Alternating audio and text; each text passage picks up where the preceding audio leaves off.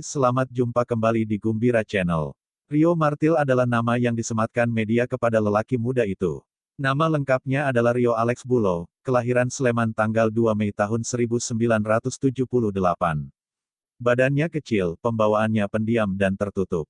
Tak banyak yang menyangka, di balik perawakan kecil dan tak banyak bicara, Rio adalah penjagal sadis yang korbannya dibunuh dengan cara dihantam martil.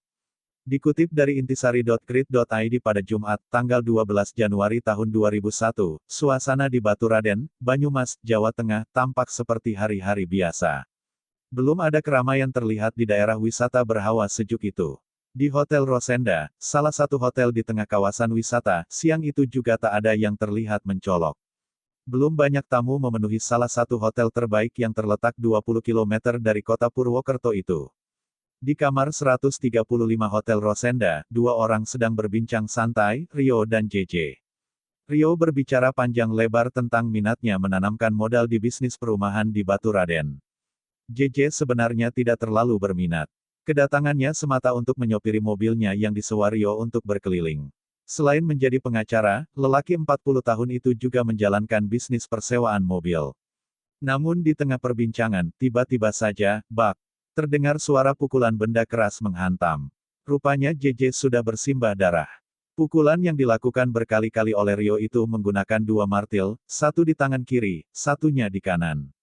Dalam beberapa pukulan saja, kepala JJ sudah remuk. Darah dan isi kepala berhamburan. Percikannya mengenai kursi, meja, kasur, bahkan sampai ke dinding. Bergegas cepat, Rio meninggalkan kamar hotel. Ia mengemasi barang-barangnya yang sebenarnya tidak terlalu banyak, lalu mencari kunci mobil di saku celana JJ. Sebelum keluar kamar, sempat diliriknya arloji milik korban, dilepas dan ditaruhnya dalam saku celananya. Di luar kamar, Rio mencoba bersikap tenang dan langsung melangkah menuju ke depan hotel. Tapi rupanya beberapa langkah menjelang lobi, seorang pelayan yang mengenalinya langsung menyapa, "Mana Pak JJ, Pak?" "Oh, dia di kolam renang," jawab Rio sekenanya. Seolah tanpa mau berpanjang lebar ia terus melangkah ke depan hotel, arah parkir mobil. Jawaban itu mengagetkan pelayan. Masalahnya, hotel tempatnya bekerja tidak ada kolam renang. Apalagi Rio terlihat agak terburu-buru menuju mobil Toyota Kijang seri LGX bernomor polisi R7078EA. Pelayan itu juga merasa janggal, karena tidak biasanya mobil milik JJ dilepas begitu saja kepada penyewanya. Pelayan itu berteriak agak keras untuk menghentikan Rio sambil berusaha menarik perhatian sekitarnya, langsung menyusul Rio ke parkiran. Tapi para petugas keamanan hotel yang sudah curiga ada ketidakberesan sudah lebih sigap dan memburunya.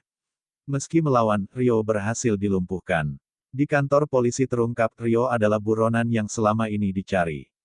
Dia telah menghabisi beberapa orang di beberapa tempat dengan cara yang sama, dihantam pakai martil. Dalam catatan polisi, setidaknya ia pernah 3 kali melakukan pembunuhan dalam rentang September sampai November tahun 2000. Tapi keberadaannya selalu tidak diketahui karena selalu berpindah-pindah kota. Rio selalu bergerak untuk menghindar dari kecurigaan polisi setempat. Namun modus kejahatannya selalu sama, yaitu awalnya berlaga seperti tamu hotel yang bermaksud menyewa kendaraan, tapi kemudian mobil dibawa kabur. Di Bandung Rio beraksi setelah terlebih dulu menginap di Hotel Naripan, lalu menggasak sedan Timor setelah terlebih dulu memukul sopirnya hingga tewas. Aksi berikutnya di Semarang, menginap di Hotel Adem Ayem, lalu menyikat mobil Panther berwarna abu-abu dan membunuh sopirnya. Kemudian di Surabaya ia menginap di Hotel Mirama dan membawa kabur sedan Merci berwarna putih, lagi-lagi sopirnya ditemukan tewas. Kemudian beraksi di Yogyakarta, dengan menginap di Hotel Ibis. Tapi aksi pembunuhannya gagal gara-gara saat hendak memukul, gagang martilnya terlepas. Sopirnya hanya terluka lalu kabur sambil kesakitan. Konon peristiwa itulah yang membuat Rio selalu membawa dua martil, satu buat cadangan sekaligus alat keduanya. Berdasar bukti-bukti itu, tanggal 14 Mei tahun 2001, Rio divonis mati. Mendengar keputusan hakim, ia mengaku pasrah. "Saya bersyukur karena tidak mati saat sedang melakukan kejahatan. Tetapi mati dalam hukuman, mati dalam bertobat," katanya kepada para wartawan sesaat setelah vonis dijatuhkan. Rio menjalani hukumannya di LP Kedung Pane, Semarang, sebelum akhirnya dipindahkan ke LP Permisan di Pulau Nusa Kambangan. Di LP yang terletak di sebuah di selatan Cilacap ini terkenal sebagai tempat para narapidana yang menjalani hukuman berat atau hukuman mati. Disinilah Rio bersahabat dengan Iwan Zulkarnain, bekas pegawai PT Pos Indonesia terpidana kasus korupsi biliet giro setoran pajak PT Semen Tonasa senilai 42 miliar rupiah yang divonis 16 tahun di penjara. Iwan pula yang menuntun Rio belajar membaca Al-Quran. Hidup di penjara memang membuat Rio banyak beribadah. Kitab suci Al-Quran dimilikinya beberapa buah, selain ada pula buku-buku keagamaan lain. Kabarnya, ia tidak pernah lupa menjalankan salat wajib, termasuk salat malam. Namun ketenangan itu tak berlangsung lama. LP gempar setelah pada tanggal 2 Mei tahun 2005, Iwan ditemukan tewas di kamar mandi sel. Kondisinya sungguh mengenaskan. Tulang tengkorak retak dan kulit kepala sobek sepanjang 5 cm, lebar 0,5 cm. Di dinding dekat tempatnya jatuh bersimbah darah, ada noda-noda percikan darah. Tampak Iwan mati dibunuh seseorang dengan cara dibenturkan ke dinding. Tudingan langsung mengarah kepada Rio, karena saat itu sel hanya dihuni 3 orang. Awalnya Rio berkelit. Polisi sampai harus merencanakan tes mendalam terhadap noda-noda darah di sarung milik Rio. Tapi dengan sejumlah pendekatan, akhirnya ia mengaku telah membunuh Iwan lantaran kesal. Pada malam kejadian, sekitar pukul 21.30, Rio memanggil Iwan untuk mengajarinya mengaji. Tapi acara itu harus terganggu karena hujan membuat atap bocor dan airnya menggenangi lantai. Iwan lalu mengepel lantai, sementara Rio hanya duduk-duduk saja di depan. Saat itulah Iwan sempat mengucapkan kata-kata yang menyinggung perasaan Rio. Kata Iwan, Rio boleh saja ditakuti di luar, tapi di dalam LP tidak punya jalu. Merasa tersinggung, Rio langsung menyerang. Iwan dibekap dengan sarung, mulutnya disumpal kain.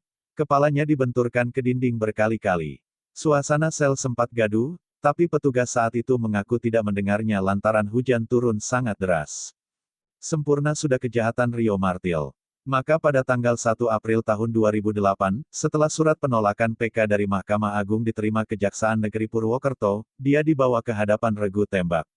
Tak banyak komentar yang keluar dari mulutnya. Jelang eksekusi, keluarga kecilnya berkumpul. Kesempatan itu pun terjadi untuk memenuhi satu dari 3 permintaan terakhir Rio. Sesaat setelah eksekusi, sejumlah media massa sempat memberitakan penolakan sebagian warga di Kelurahan Berkoh, Purwokerto, jika Rio dimakamkan di wilayah mereka. Tapi akhirnya kejaksaan berhasil mendapatkan tempat di TPU Sipoh, Desa Kejawar, Kecamatan Banyumas, di blok makam orang-orang tak dikenal. Demikianlah kisah ini kami sampaikan. Semoga kita dapat mengambil hikmahnya. Sampai jumpa.